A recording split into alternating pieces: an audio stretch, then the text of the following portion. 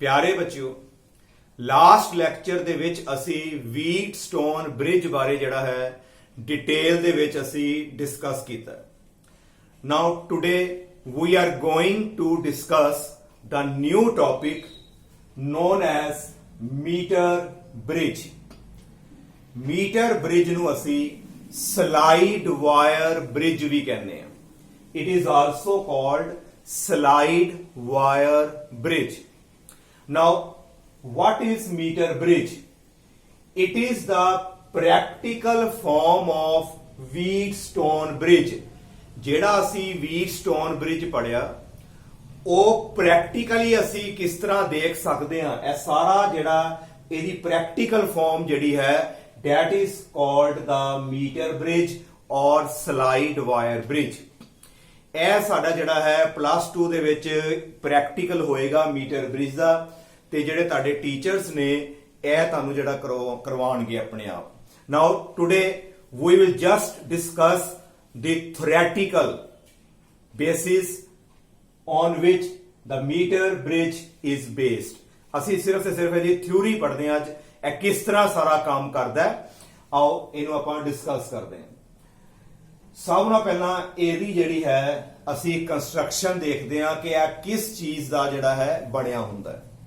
Now the meter bridge it consists of a wooden plank। ਇੱਕ wooden ਦਾ board ਹੁੰਦਾ ਹੈ। ਇਹ ਸਾਰਾ ਜਿਹੜਾ ਹੈ ਇਹਦੇ ਥੱਲੇ ਜਿਹੜਾ ਹੈ ਸਾਰਾ ਹੀ ਵੁਡਨ ਦਾ ਇੱਕ ਬੋਰਡ ਹੈ। ਇਸ ਵੁਡਨ ਦੇ ਬੋਰਡ ਦੇ ਉੱਪਰ ਵੁਡਨ ਪਲੈਂਕ ਦੇ ਉੱਪਰ ਸਾਡੇ ਕੋਲ ਤਿੰਨ ਜਿਹੜੀਆਂ ਨੇ strips made up of copper ਉਹ ਉੱਪਰ ਅਸੀਂ ਫਿਕਸ ਕੀਤੀਆਂ ਹੋਈਆਂ। ਵੁਡਨ ਦਾ ਬੋਰਡ ਹੈ ਥੱਲੇ, ਵੁਡਨ ਦੇ ਬੋਰਡ ਦੇ ਉੱਪਰ 3 ਕਾਪਰ ਸਟ੍ਰਿਪਸ ਆਰ ਫਿਕਸਡ।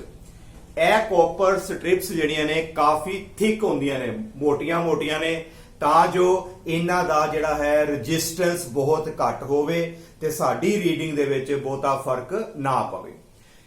ਤੇ ਆ ਜਿਹੜੀਆਂ ਕਾਪਰ ਸਟ੍ਰਿਪਸ ਨੇ ਦੋ ਦੀ ਸ਼ੇਪ, ਇਹਨਾਂ ਵਿੱਚੋਂ ਦੋਵਾਂ ਦੀ ਸ਼ੇਪ ਐਲ ਵਰਗੀ ਹੈ। ਦੇਖੋ ਐਲ ਸ਼ੇਪਡ, ਤੇ ਇੱਕ ਕਾਪਰ ਸਟ੍ਰਿਪ ਜਿਹੜੀ ਹੈ ਬਿਲਕੁਲ ਸਟ੍ਰੇਟ ਹੈ। ਨਾਓ 3 ਕਾਪਰ ਸਟ੍ਰਿਪਸ, ਦੋ ਜਿਹੜੀਆਂ ਨੇ ਐਲ ਸ਼ੇਪਡ ਤੇ ਜਿਹੜੀ ਇਨ ਬਿਟਵੀਨ ਹੈ ਵਿੱਚ ਉਹ ਸਾਡੀ ਜਿਹੜੀ ਹੈ ਬਿਲਕੁਲ ਸਟ੍ਰੇਟ ਹੈ। ਨਾਓ ਇਹ ਜਿਹੜੇ ਤੁਸੀਂ ਪੁਆਇੰਟਸ ਦੇਖਦੇ ਪਏ ਹੋ ਦੇ ਆਰ ਦਾ ਸਕਰੂ। ਇਹ ਤੁਹਾਡੇ ਜਿਹੜੇ ਨੇ ਸਕਰੂ ਨੇ ਜਿਨ੍ਹਾਂ ਨੂੰ ਅਸੀਂ ਖੋਲ ਕੇ ਇਹਦੇ ਵਿੱਚ ਜਿਹੜੀ ਵਾਇਰ ਹੈ ਉਹਨੂੰ ਅਸੀਂ ਅਟੈਚ ਕਰ ਸਕਦੇ ਹਾਂ ਤੇ ਉਸ ਤੋਂ ਬਾਅਦ ਵਿੱਚ ਅਸੀਂ ਟਾਈਟ ਕਰ ਸਕਦੇ ਹਾਂ। ਨਾਓ these are the screws attached। ਨਾਓ ਜਿਹੜੀ ਆਹ ਵਾਲੀ ਕਾਪਰ ਸਟ੍ਰਿਪ ਹੈ ਐਲ ਸ਼ੇਪ ਤੇ ਆਹ ਤੁਹਾਡੀ ਸਟ੍ਰੇਟ, ਇਹਦੇ ਵਿਚਕਾਰ ਇੱਕ ਥੋੜਾ ਜਿਹਾ ਦੇਖੋ ਵਿੱਚ ਗੈਪ ਹੈ, ਇਹਨੂੰ ਬੋਲਦੇ ਆ ਲੈਫਟ ਗੈਪ। ਤੇ ਇੱਕ ਗੈਪ ਦੇਖੋ ਇਹਦੇ ਵਿੱਚ ਵੀ ਹੈ, ਇਹ ਸਾਡੇ ਕੋਲ ਹੈਗਾ ਰਾਈਟ ਗੈਪ। ਦੋ ਗੈਪਸ ਨੇ, ਇੱਕ ਲੈਫਟ ਸਾਈਡ ਦੇ ਉੱਤੇ, ਇੱਕ ਸਾਡੇ ਕੋਲ ਹੈਗਾ ਰਾਈਟ ਸਾਈਡ ਦੇ ਉੱਪਰ ਗੈਪ। ਨਾਓ ਇੱਕ ਪੂਰਾ ਜਿਹੜਾ ਹੈ ਮੀਟਰ ਸਕੇਲ, 1 ਮੀਟਰ ਪੂਰਾ ਜਿਹੜਾ 100 ਸੈਂਟੀਮੀਟਰ ਕਹਿ ਲਓ ਜਾਂ 1 ਮੀਟਰ ਪੂਰਾ ਜਿਹੜਾ ਸਕੇਲ ਆ ਗਿਆ ਉਹਦੇ ਉੱਤੇ ਡਿਵੀਜ਼ਨ ਕੀਤੀਆਂ ਹੋਈਆਂ ਇਹਦੀਆਂ। 1 ਮੀਟਰ ਸਕੇਲ ਪੂਰਾ ਵੁਡਨ ਦਾ ਜਿਹੜਾ ਪਲੈਂਕ ਸੀ ਉਹਦੇ ਉੱਪਰ ਹੀ ਨਾਲ ਜਿਹੜਾ ਹੈ ਉਹ ਅਟੈਚ ਹੁੰਦਾ ਹੈ।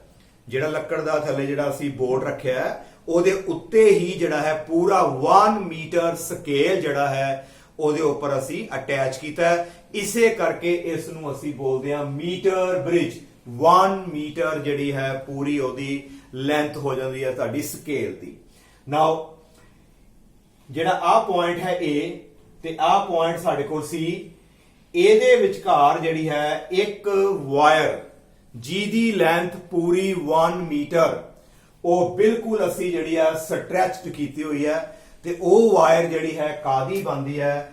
ਅਲੋਏ ਦੀ। ਅਲੋਏ ਕਿਹੜਾ ਹੈ ਸਾਡੇ ਕੋਲ? ਮੈਗਨੇਨਿਨ।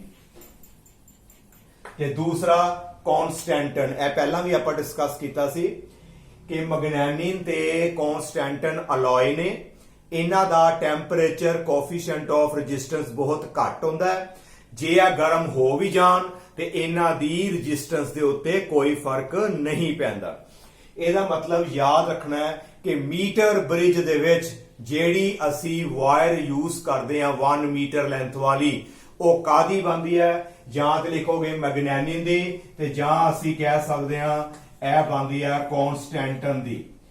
ਨਾਓ Y the wire made up of magnanin or constantan is used in meter bridge because ਇਹਦਾ ਕਾਰਨ ਕੀ ਹੈ because they have low temperature coefficient of resistance, their resistance does not change over a wide range during heating up of the wire। ਜਦੋਂ ਤਾਰ ਗਰਮ ਹੋ ਜੇ ਇਹਨਾਂ ਦੀ resistance ਤੇ ਬਹੁਤਾ ਫਰਕ ਨਹੀਂ ਪੈਂਦਾ, ਇਸ ਕਰਕੇ ਜਿਹੜੀ ਆ ਵਾਇਰ ਹੈ ਥੱਲੇ ਵਾਲੀ this is a wire made up of constantan ਤੇ ਉੱਪਰ ਵਾਲਾ ਜਿਹੜਾ ਹੈਗਾ ਸਾਡੇ ਕੋਲ ਸਕੇਲ ਹੈ ਤੇ ਨੀਚੇ ਵਾਲੀ ਜਿਹੜੀ ਹੈ ਸਾਡੇ ਕੋਲ ਹੈ ਵਾਇਰ ਹੈ ਤੇ ਲੈਂਥ ਇਹਦੀ ਪੂਰੀ ਜਿਹੜੀ ਹੈ 1 ਮੀਟਰ ਹੈ। ਨਾਓ ਜਿਹੜਾ ਸਾਡੇ ਕੋਲ ਲੈਫਟ ਗੈਪ ਹੈ, ਲੈਫਟ ਗੈਪ ਦੇ ਵਿੱਚ ਅਸੀਂ ਲਗਾਉਣਾ ਹੈ ਰੈਜ਼ਿਸਟੈਂਸ ਬਾਕਸ। RB ਦਾ ਮਤਲਬ ਰੈਜ਼ਿਸਟੈਂਸ ਬਾਕਸ ਜਿਹਦੀ ਵੈਲਿਊ ਅਸੀਂ ਚੇਂਜ ਕਰ ਸਕਦੇ ਹਾਂ ਆਪਣੇ according. This is the resistance box. It is connected between the left gap ਤੇ right gap ਦੇ ਵਿੱਚ ਅਸੀਂ ਲਗਾਣਾ ਹੈ unknown resistance ਜਿਹਦੀ ਵੈਲਿਊ ਜਿਹੜੀ ਹੈ ਅਸੀਂ ਫਾਈਂਡ ਆਊਟ ਕਰਨੀ ਹੈ। ਉਹ ਅਸੀਂ ਜਿਹੜਾ ਹੈ right gap ਦੇ ਵਿੱਚ ਅਸੀਂ ਉਹਨੂੰ ਅਪਲਾਈ ਕਰ ਦੇਣਾ। ਨਾਓ ਜਿਹੜਾ ਆ ਦੋ ਐਂਡਸ ਨੇ A ਤੇ C, ਇਹਦੇ ਵਿਚਕਾਰ ਅਸੀਂ ਸੋਰਸ ਆਫ EMF ਯਾਨੀ ਕਿ ਬੈਟਰੀ ਤੇ ਨਾਲ ਅਸੀਂ ਜਿਹੜੀ ਹੈ ਕੀ ਲਗਾ ਕੇ ਸਰਕਟ ਨੂੰ ਇੱਥੋਂ ਅਸੀਂ ਕਲੋਜ਼ ਕਰਾਂਗੇ। A ਤੇ C ਵਿੱਚ source of EMF connected with the help of ਕੀ। ਇਹ ਦੋ ਜਿਹੜੇ ਸਕਰੂ ਕਵਰ ਹੋ ਗਏ, ਰੈਜ਼ਿਸਟੈਂਸ ਬਾਕਸ ਲੱਗ ਗਿਆ, ਆ ਦੋ ਸਕਰੂ ਵੀ ਕਵਰ ਹੋ ਗਏ, ਅਨਨੋਨ ਰੈਜ਼ਿਸਟੈਂਸ ਲੱਗ ਗਈ, ਆ ਦੋ ਸਕਰੂ ਵੀ ਕਵਰ ਹੋ ਗਏ, ਇਹਨਾਂ ਦੇ ਵਿਚਕਾਰ ਜਿਹੜੀ ਹੈ ਇੱਕ ਬੈਟਰੀ ਲੱਗ ਗਈ। ਨਾਓ ਜਿਹੜਾ ਸਾਡੇ ਕੋਲ ਆ ਸਕਰੂ ਬਚਿਆ ਜਿਹੜਾ B ਪੁਆਇੰਟ ਲਿਖਿਆ ਹੈ, ਇਹਦੇ ਨਾਲ ਤੁਸੀਂ ਕੀ ਕਰਨਾ ਹੈ ਇੱਕ ਵਾਇਰ ਲਗਾ ਕੇ ਤੇ ਵਾਇਰ ਦਾ ਜਿਹੜਾ ਹੈ ਦੂਸਰਾ ਐਂਡ ਅਸੀਂ ਗਲਵੈਨੋਮੀਟਰ ਨਾਲ ਜੋੜ ਦੇਣਾ ਹੈ। ਗਲਵੈਨੋਮੀਟਰ ਜਿਹੜਾ very small amount of current ਨੂੰ ਡਿਟੈਕਟ ਕਰਦਾ ਹੈ ਤੇ ਉਹਦੀ ਮੈਜ਼ਰਮੈਂਟ ਕਰਦਾ ਹੈ। ਅਸੀਂ ਗਲਵੈਨੋਮੀਟਰ ਲਗਾਤਾ ਤੇ ਗਲਵੈਨੋਮੀਟਰ ਦਾ ਜਿਹੜਾ ਹੈ ਦੂਸਰਾ ਐਂਡ ਉਹ ਅਸੀਂ ਲਗਾ ਦੇਣਾ ਹੈ ਵਿਦ ਦਾ ਜੋਕੀ। ਇਹ ਯਾਦ ਕਰ ਲਓ ਨਵਾਂ ਵਰਡ, ਇਹ ਵਰਡ ਹੈ ਜੋਕੀ। ਜੋਕੀ ਜਿਹੜੀ ਹੈ ਇੱਕ ਪੈਨਸਿਲ ਵਰਗੀ, ਜਿਸ ਤਰ੍ਹਾਂ ਮੇਰਾ ਚੌਕ ਹੈ ਦੇਖ ਰਹੇ ਹੋ, ਇਸ ਤਰ੍ਹਾਂ ਇੱਕ ਪੈਨਸਿਲ ਸ਼ੇਪਡ ਮੈਟੈਲਿਕ ਜਿਹੜੀ ਹੈ ਇੱਕ ਰੋਡ ਜੀ ਹੁੰਦੀ ਹੈ। ਇਹਦੇ ਉੱਪਰ ਜਿਹੜਾ ਹੈ ਪਲਾਸਟਿਕ ਦਾ ਜਾਂ ਰਬੜ ਦਾ ਉੱਤੇ ਕੁਛ ਨਾ ਕੁਛ ਮਟੀਰੀਅਲ ਆਪਾਂ ਚਾੜ ਦਿੰਨੇ ਆ ਤੇ ਅਗਲਾ ਜਿਹੜਾ ਹਿੱਸਾ ਹੈ ਜਿਹੜਾ ਆਹ ਵਾਲਾ, ਇੱਥੋਂ ਜਿਹੜਾ ਆਇਰਨ ਦਾ ਕੰਟੈਕਟ ਹੈ ਪੂਰਾ ਤੇ ਇਹਦੇ ਪਿੱਛੇ ਜਿਹੜੀ ਹੈ ਇੱਥੋਂ ਅਸੀਂ ਵਾਇਰ ਵਿੱਚ ਖੋਲ ਕੇ ਸਕਰੂ ਇੱਥੇ ਵਾਇਰ ਅਟੈਚ ਕਰ ਦਿੰਨੇ ਆ। ਆਹ ਸਾਡੀ ਜਿਹੜੀ ਜੋਕੀ ਹੈ ਇੱਥੋਂ ਅਸੀਂ ਵਾਇਰ ਲਟਕਾ ਦਿੰਨੇ ਆ। ਸਾਡੇ ਕੋਲ ਇੱਕ ਕਿਸਮ ਦਾ ਪੈਨ ਬਣ ਜਾਂਦਾ ਇਸ ਤਰ੍ਹਾਂ ਤੇ ਇਹਦਾ ਮੇਨ ਕੰਮ ਕੀ ਹੈ ਸਰਕਟ ਨੂੰ ਕੰਪਲੀਟ ਕਰਨਾ, ਇਹਨੇ ਇਲੈਕਟ੍ਰੀਕਲ ਕੰਟੈਕਟ ਕਰਨਾ ਹੈ। ਉਹ ਮੈਂ ਜਦੋਂ ਮੈਂ ਇਹਦੀ ਥਿਊਰੀ ਸਮਝਾਵਾਂਗਾ ਉਹਦੇ ਵਿੱਚ ਮੈਂ ਡਿਸਕਸ ਕਰਾਂਗਾ। ਕਹਿਣ ਦਾ ਮਤਲਬ ਇਹਦਾ ਇੱਕ ਐਂਡ ਗਲਵੈਨੋਮੀਟਰ ਨਾਲ ਤੇ ਗਲਵੈਨੋਮੀਟਰ ਦਾ ਜਿਹੜਾ ਦੂਸਰਾ ਐਂਡ ਹੈ ਉਹ ਅਸੀਂ ਜੋੜ ਦੇਣਾ ਹੈ ਵਿਦ ਜੋਕੀ। ਜੋਕੀ ਦੇ ਨਾਲ ਆਪਾਂ ਇਹਨੂੰ ਇੱਥੇ ਜੋੜ ਦੇਣਾ ਜਿਹਦਾ ਮੇਨ ਫੰਕਸ਼ਨ ਹੈ ਇਲੈਕਟ੍ਰੀਕਲ ਕੰਟੈਕਟ ਨੂੰ ਜਿਹੜਾ ਹੈ ਉਹਨੇ ਪੂਰਾ ਕਰਨਾ। ਨਾਓ ਇਹ ਤੇ ਤੁਹਾਨੂੰ ਸਾਰਾ ਕਲੀਅਰ ਹੋ ਗਿਆ ਕਿ ਮੀਟਰ ਬ੍ਰਿਜ ਨੰਬਰ 1 ਪਹਿਲਾ ਵਰਡ ਵੁਡਨ ਪਲੈਂਕ, ਫਿਰ ਕਾਪਰ ਦੀਆਂ ਸਟ੍ਰਿਪਸ, ਫਿਰ ਉਸ ਤੋਂ ਬਾਅਦ ਲੈਫਟ ਗੈਪ ਚ ਰੈਜ਼ਿਸਟੈਂਸ ਬਾਕਸ, ਰਾਈਟ ਗੈਪ ਚ ਅਨਨੋਨ ਰੈਜ਼ਿਸਟੈਂਸ, A ਤੇ C ਵਿੱਚ ਅਸੀਂ ਜਿਹੜਾ EMF ਤੇ ਬਾਕੀ ਜਿਹੜਾ ਗਲਵੈਨੋਮੀਟਰ ਲਗਾਤਾ। ਇਹ ਸਾਰੀ ਕੰਸਟਰਕਸ਼ਨ ਤੁਹਾਨੂੰ ਇਹਦੀ ਕਲੀਅਰ। ਨਾਓ ਇਹ ਕਿਸ ਤਰ੍ਹਾਂ ਕੰਮ ਕਰਦਾ ਹੈ, ਇਹ ਕਿਉਂ ਇਹਨੂੰ ਵੀਟਸਟੋਨ ਬ੍ਰਿਜ ਦੀ ਪ੍ਰੈਕਟੀਕਲ ਫਾਰਮ ਕਿਹਾ ਜਾਂਦਾ ਹੈ, ਇਹਨੂੰ ਸਮਝਣ ਦੇ ਲਈ ਨਾਲ ਦੇ ਨਾਲ ਮੈਂ ਜਿਹੜਾ ਹੈ ਇੱਕ ਵੀਟਸਟੋਨ ਬ੍ਰਿਜ ਦੀ ਡਾਇਗਰਾਮ ਵੀ ਤੁਹਾਨੂੰ ਜਿਹੜਾ ਬਣਾ ਕੇ ਦਿੱਤੀ ਹੈ। ਇਹਦੇ ਵਿੱਚ ਮੈਂ ਕੋਈ ਕਰੰਟ ਵਗੈਰਾ ਦੀ ਡਿਵੀਜ਼ਨ ਨਹੀਂ ਕੀਤੀ, ਜਸਟ ਵੀਟਸਟੋਨ ਬ੍ਰਿਜ ਮੈਂ ਜਿਹੜਾ ਬਣਾਇਆ। ਨਾਓ ਆਓ ਇਸ ਨੂੰ ਸਮਝੀਏ ਕਿ ਇਹ ਦੋਨੋਂ ਆਪਸ ਵਿੱਚ ਮਤਲਬ ਸੇਮ ਕਿਉਂ ਨੇ। ਦੇਖੋ ਇਹ ਸਾਡਾ ਹੋ ਗਿਆ A ਤੇ C ਪੁਆਇੰਟ। A ਤੇ C ਪੁਆਇੰਟ ਦੇ ਵਿੱਚ ਜਿਹੜਾ ਹੈ ਅਸੀਂ ਕੀ ਲਗਾਇਆ ਸੋਰਸ ਆਫ ਈਐਮਐਫ ਨਾਲ ਲਗਾਈ ਹੈ ਕੀ, ਆ ਦੇਖੋ A ਤੇ C, ਇਹਦੇ ਵਿਚਕਾਰ ਅਸੀਂ ਸੋਰਸ ਆਫ ਈਐਮਐਫ ਤੇ ਵਿਦ ਦਾ ਹੈਲਪ ਆਫ ਕੀ, ਆ ਸਰਕਟ ਹੋ ਗਿਆ। ਉਸ ਤੋਂ ਬਾਅਦ A ਤੇ B ਦੇ ਵਿਚਕਾਰ ਸਾਡੇ ਕੋਲ ਜਿਹੜੀ ਹੈ ਇੱਕ ਰੈਜ਼ਿਸਟੈਂਸ ਹੈ। A ਤੇ B ਦੇ ਵਿਚਕਾਰ ਜਿਹੜੀ ਸਾਡੀ ਰੈਜ਼ਿਸਟੈਂਸ ਹੈ ਉਹਦਾ ਨਾਮ ਹੈਗਾ ਸਾਡੇ ਕੋਲ P, ਤੇ A ਤੇ D ਦੇ ਵਿਚਕਾਰ ਜਿਹੜੀ ਰੈਜ਼ਿਸਟੈਂਸ ਹੈ, ਇੱਥੇ ਅਸੀਂ ਜਿਹੜਾ ਪੁਆਇੰਟ ਹੈ ਉਹਨੂੰ D ਕਰ ਦਿੰਦੇ ਆ, ਇੱਥੇ ਜਿਹੜਾ ਪੁਆਇੰਟ ਹੈ ਸਾਡੇ ਕੋਲ that is B। Now A ਤੇ B ਦੇ ਵਿਚਕਾਰ ਜਿਹੜੀ ਰੈਜ਼ਿਸਟੈਂਸ ਹੈ ਉਹਦਾ ਨਾਮ ਹੈ P। ਆ ਦੇਖੋ ਆ A ਤੇ ਆ ਵਾਲਾ ਸਾਡਾ ਪੁਆਇੰਟ B, ਇਹਦੇ ਵਿਚਕਾਰ ਦੇਖੋ ਨੋਟ ਕਰੋ ਇਹ ਇੱਕ ਵਾਇਰ ਆ ਰਹੀ ਹੈ, ਇੱਥੋਂ ਤੱਕ ਜਿਹੜੀ ਵਾਇਰ ਆ ਰਹੀ ਹੈ ਇਹਦੀ ਕੋਈ ਨਾ ਕੋਈ ਜਿਹੜੀ ਹੈ ਰੈਜ਼ਿਸਟੈਂਸ ਹੋਏਗੀ, ਕਿਉਂਕਿ ਇਹ ਵਾਇਰ ਕਾਦੀ ਬਣਦੀ ਹੈ, ਮੈਗਨੇਟਿਨ ਦੀ। ਇਹਦੀ ਰੈਜ਼ਿਸਟਿਵਿਟੀ ਹੈ ਕਾਪਰ ਨਾਲੋਂ ਜ਼ਿਆਦਾ ਹੁੰਦੀ ਹੈ, ਇਹਦੀ ਰੈਜ਼ਿਸਟੈਂਸ ਦਾ ਨਾਮ ਅਸੀਂ ਜਿਹੜਾ ਹੈ P ਬੋਲਾਂਗੇ। ਨਾਓ ਉਸ ਤੋਂ ਬਾਅਦ A ਤੇ D ਦੇ ਵਿਚਕਾਰ ਜਿਹੜਾ ਹੈ ਸਾਡੇ ਕੋਲ ਰੈਜ਼ਿਸਟੈਂਸ ਲੱਗਾ ਹੈ ਬਾਕਸ, ਜਿਹਦੀ ਵੈਲਿਊ ਅਸੀਂ ਚੇਂਜ ਕਰਾਂਗੇ। ਆ ਦੇਖੋ A ਤੇ ਆ ਸਾਡਾ ਹੈਗਾ D, A ਤੇ D ਦੇ ਵਿਚਕਾਰ ਸਾਡੇ ਕੋਲ ਜਿਹੜਾ ਲੱਗ ਗਿਆ ਰੈਜ਼ਿਸਟੈਂਸ ਬਾਕਸ ਦੀ ਜਿਹੜੀ ਹੈ ਉਹ ਕਨੈਕਸ਼ਨ ਕਰ ਦਿੱਤਾ। ਨਾਓ ਉਸ ਤੋਂ ਬਾਅਦ B ਤੇ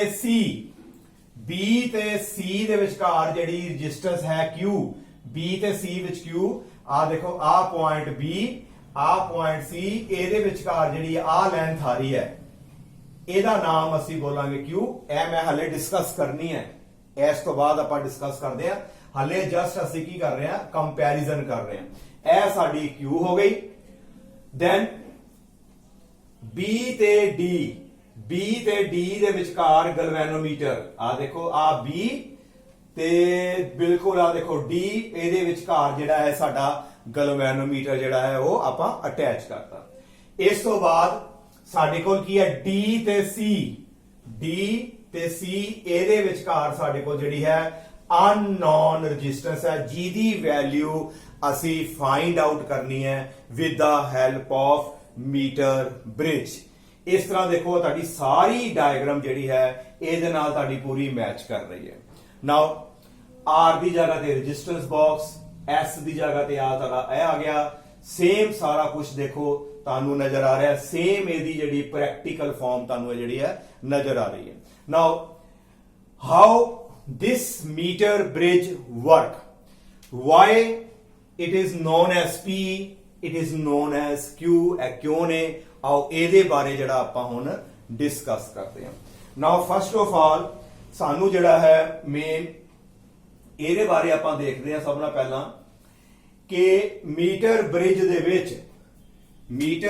ਵਿੱਚ ਕੀ ਹੁੰਦਾ ਹੈ ਕਿ ਸਾਡੇ ਕੋਲ ਬ੍ਰਿਜ ਬੈਲੈਂਸ ਉਦੋਂ ਹੋਏਗਾ ਜਦੋਂ ਇਹਨਾਂ ਦੋਨਾਂ ਪੁਆਇੰਟਾਂ ਦੇ ਜਿਹੜੇ ਪੋਟੈਂਸ਼ੀਅਲ ਨੇ ਉਹ ਸੇਮ ਹੋਣਗੇ। ਅਸੀਂ ਥਿਊਰੀ ਪੜ੍ਹੀ ਸੀ ਕਿ ਬ੍ਰਿਜ ਬੈਲੈਂਸ ਉਦੋਂ ਹੁੰਦਾ ਹੈ ਜਦੋਂ the potential of B ਤੇ potential of D become equal, ਤੇ ਜਦੋਂ potential B ਤੇ D ਦਾ equal ਹੋ ਜਾਂਦਾ ਹੈ ਤੇ ਅਸੀਂ ਕਹਿੰਦੇ ਆ ਕਿ ਇਹਦੇ ਵਿੱਚੋਂ ਕਰੰਟ ਨਹੀਂ ਫਲੋ ਕਰਦਾ। ਇਹਦੇ ਵਿੱਚੋਂ ਕਰੰਟ ਦੀ ਜਿਹੜੀ ਵੈਲਿਊ ਪੜ੍ਹੀ ਸੀ ਆਪਾਂ ਉਹ ਆਪਾਂ 0 ਪੁੱਟ ਕੀਤੀ ਸੀ, IG ਦੀ ਵੈਲਿਊ ਕਿੰਨੀ ਆਏਗੀ 0, ਜਦੋਂ ਸਾਡਾ ਬ੍ਰਿਜ ਜਿਹੜਾ ਹੈ ਬੈਲੈਂਸ ਹੋ ਜਾਂਦਾ ਹੈ।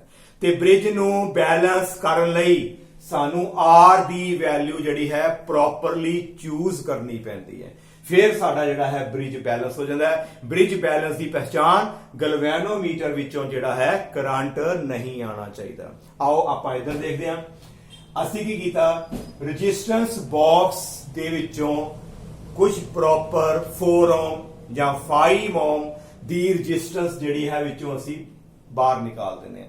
ਕਹਿਣ ਦਾ ਮਤਲਬ ਇਹਨੇ ਆਪਣੀ ਰੈਜ਼ਿਸਟੈਂਸ ਵਿੱਚ ਸੈਟਅਪ ਕਰਤੀ 5 ਓਮ ਜਾਂ 4 ਓਮ, ਉਹ ਪ੍ਰੈਕਟੀਕਲੀ ਆਪਾਂ ਦੇਖਾਂਗੇ। ਉਸ ਤੋਂ ਬਾਅਦ ਅਸੀਂ ਕੀ ਕਰਦੇ ਹਾਂ, ਜਿਹੜੀ ਸਾਡੀ ਜੌਕੀ ਸੀ, ਜੌਕੀ ਨੂੰ ਆਪਣੇ ਹੱਥ 'ਚ ਪਕੜਿਆ। ਜੌਕੀ ਨੂੰ ਸਭ ਨਾਲੋਂ ਪਹਿਲਾਂ ਅਸੀਂ A ਪੁਆਇੰਟ ਤੇ ਟੱਚ ਕਰਦੇ ਹਾਂ। ਜਦੋਂ ਜੌਕੀ ਨੂੰ A ਪੁਆਇੰਟ ਤੇ ਟੱਚ ਕੀਤਾ ਤੇ ਤੁਸੀਂ ਕੀ ਕਰਨਾ ਹੈ, ਨਾਲ ਹੀ ਗਲਵੈਨੋਮੀਟਰ ਦੀ ਜਿਹੜੀ ਹੈ ਡਿਫਲੈਕਸ਼ਨ ਨੋਟ ਕਰਨੀ ਹੈ। ਇੱਧਰ ਦੇਖੋ, ਜਦੋਂ ਮੈਂ ਜੌਕੀ ਨੂੰ ਟੱਚ ਕੀਤਾ ਤੇ ਗਲਵੈਨੋਮੀਟਰ ਦੀ ਸੂਈ ਹੈ ਇੱਕਦਮ ਇਧਰਲੇ ਪਾਸੇ ਆ ਜਾਏਗੀ ਲਾਸਟ ਤੇ 30 ਨੰਬਰ ਡਿਵੀਜ਼ਨ ਤੇ ਆਏਗੀ। ਟੋਟਲ ਡਿਵੀਜ਼ਨ ਗਲਵੈਨੋਮੀਟਰ ਦੀਆਂ ਟੋਟਲ 30s ਹੁੰਦੀਆਂ ਨੇ ਤੇ ਬਿਲਕੁਲ ਇੱਕ ਨੰਬਰ ਲਾਸਟ 30 ਇੱਥੇ ਆ ਜਾਏਗੀ ਤੇ ਸੈਂਟਰ ਵਾਲੀ ਸਾਡੀ ਹੁੰਦੀ 0, ਇਧਰ ਵਾਲੀ 30, ਦੋਨਾਂ ਸਾਈਡ ਤੇ ਸਾਡੇ ਕੋਲ 30 ਨੰਬਰ ਹੁੰਦਾ। ਨਾਓ ਜਦੋਂ ਗਲਵੈਨੋਮੀਟਰ ਨੂੰ ਅਸੀਂ ਇੱਥੇ ਟੱਚ ਕੀਤਾ, ਜੌਕੀ ਨੂੰ ਇੱਥੇ ਟੱਚ ਕਰਦੇ ਆ, ਫਿਰ ਕੀ ਹੁੰਦਾ ਹੈ, ਇੱਕਦਮ ਗਲਵੈਨੋਮੀਟਰ ਦੀ ਜਿਹੜੀ ਡਿਫਲੈਕਸ਼ਨ ਹੈ 30 ਡਿਵੀਜ਼ਨ ਤੇ ਚਲੀ ਜਾਂਦੀ ਹੈ।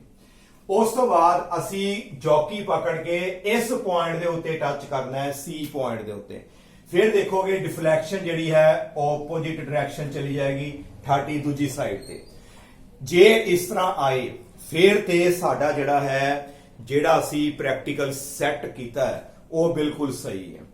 ਕਹਿਣ ਦਾ ਮਤਲਬ ਇੱਕ ਸਾਈਡ ਤੇ ਟੱਚ ਕਰੀਏ ਡਿਫਲੈਕਸ਼ਨ ਲੈਫਟ ਸਾਈਡ ਤੇ ਆਣੀ ਚਾਹੀਦੀ ਹੈ, ਦੂਜੇ ਪਾਸੇ ਟੱਚ ਕਰੀਏ ਤੇ ਡਿਫਲੈਕਸ਼ਨ ਜਿਹੜੀ ਹੈ ਸਾਡੀ ਰਾਈਟ ਸਾਈਡ ਤੇ ਆਣੀ ਚਾਹੀਦੀ ਹੈ। ਸਾਡਾ ਫਿਰ ਜਿਹੜਾ ਹੈ ਪ੍ਰੈਕਟੀਕਲ ਜਿਹੜਾ ਬਿਲਕੁਲ ਸਹੀ ਹੋਇਆ। ਤੇ ਜੇਕਰ ਇਹ ਡਿਫਲੈਕਸ਼ਨ ਦੋਨੋਂ ਵਾਰੀ ਇੱਕੋ ਸਾਈਡ ਤੇ ਆ ਰਹੀ ਹੈ, ਇਹਦਾ ਮਤਲਬ ਹੈ ਕਿ ਸਾਡਾ ਕਨੈਕਸ਼ਨ ਜਿਹੜੇ ਕੀਤੇ ਨੇ, ਆ ਜਿਹੜਾ ਸਕਰੂ ਜਿਹੜਾ ਹੈ ਇਹ ਕਿਤੇ ਨਾ ਕਿਤੇ ਢਿੱਲੇ ਰਹਿ ਗਏ ਆ, ਇਹਨਾਂ ਨੂੰ ਕੱਸੋ ਤੇ ਜਾਂ ਕਰੰਟ ਦੀ ਵੈਲਿਊ ਜਿਹੜੀ ਹੈ ਉਹ ਤੁਸੀਂ ਘੱਟ ਅਪਲਾਈ ਕੀਤੀ ਹੈ, ਥੋੜੀ ਵੈਲਿਊ ਜਿਹੜੀ ਹੈ ਉਹਦੀ ਅਸੀਂ ਵਧਾ ਦਾਂਗੇ EMF ਦੀ। ਨਾਓ ਸਪੋਜ਼ ਸਾਡਾ ਕਨੈਕਸ਼ਨ ਬਿਲਕੁਲ ਸਹੀ ਹੈ।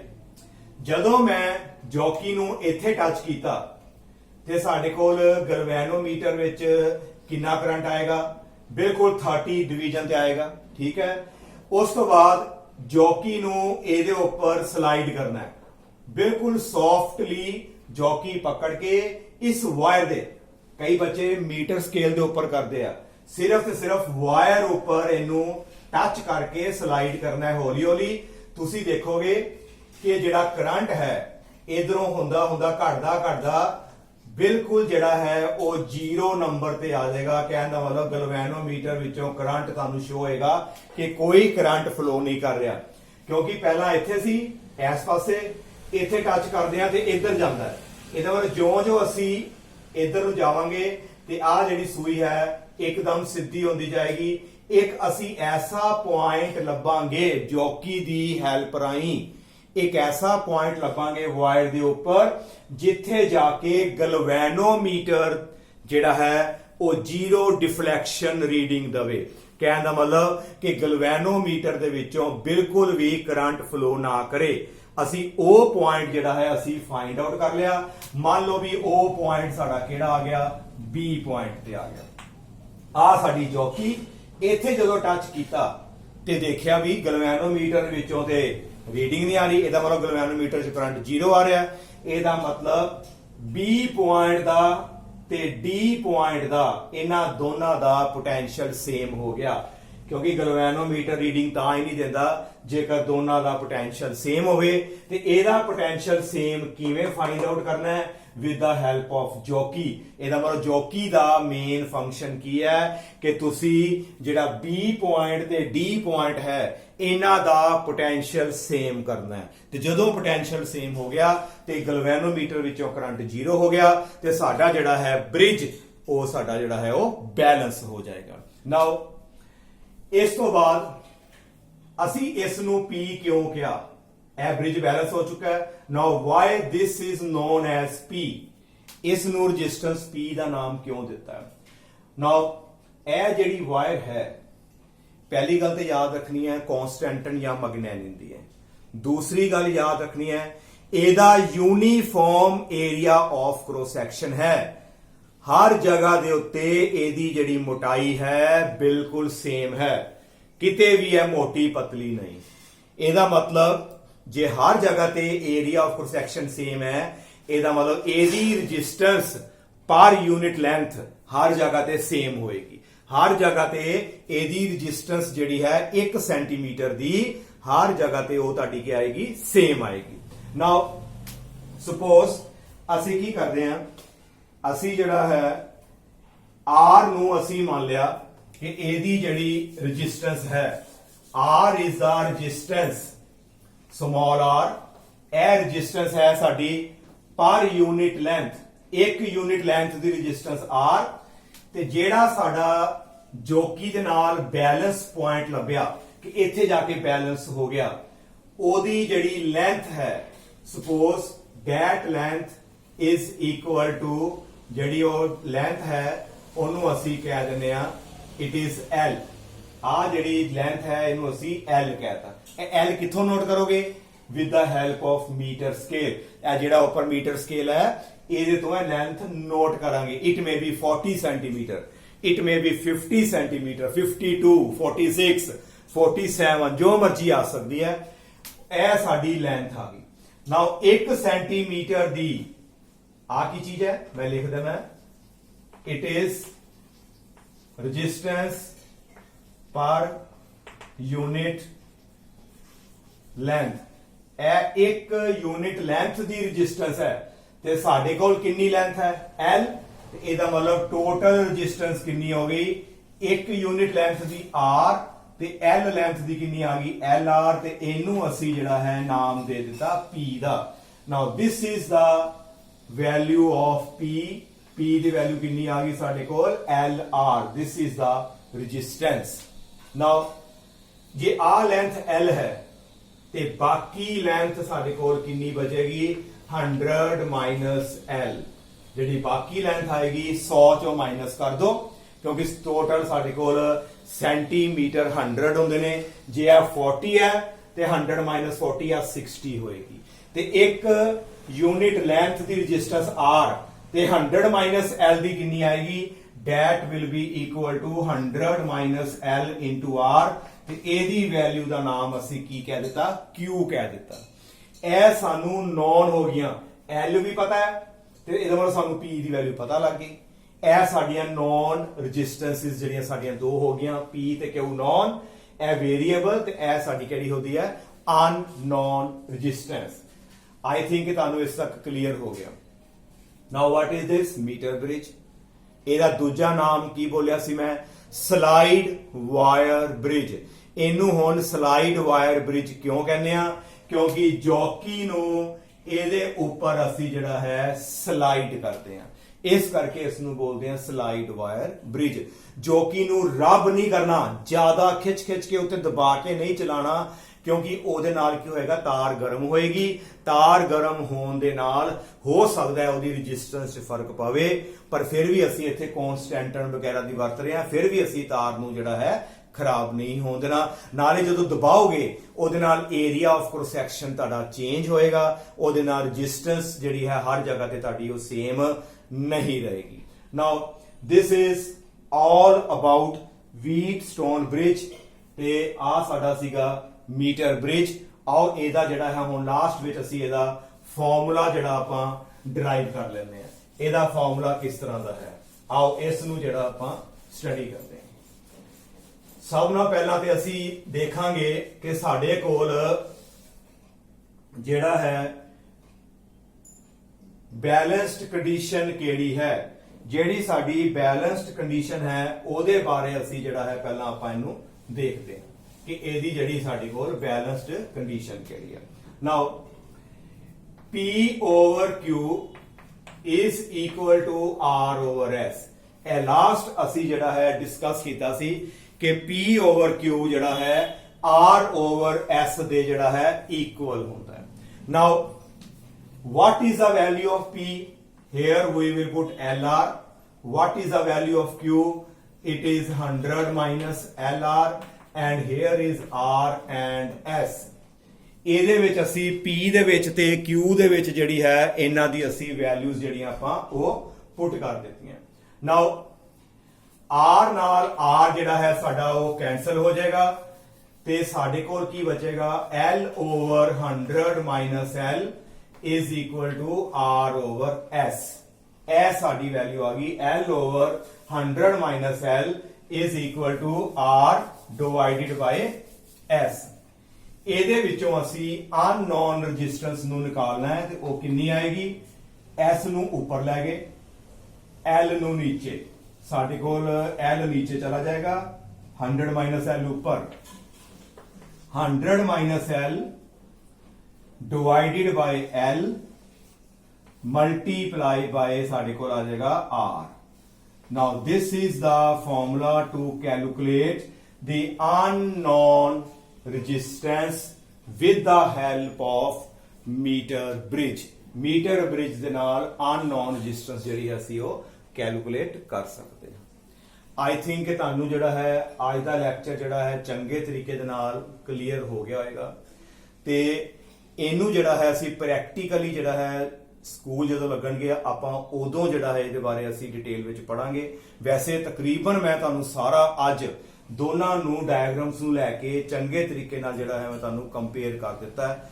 ਆਈ ਹੋਪ ਕਿ ਤੁਸੀਂ ਜਿਹੜਾ ਹੈ ਇਹਨੂੰ ਇੰਜੋਏ ਕਰੋਗੇ। Thank you.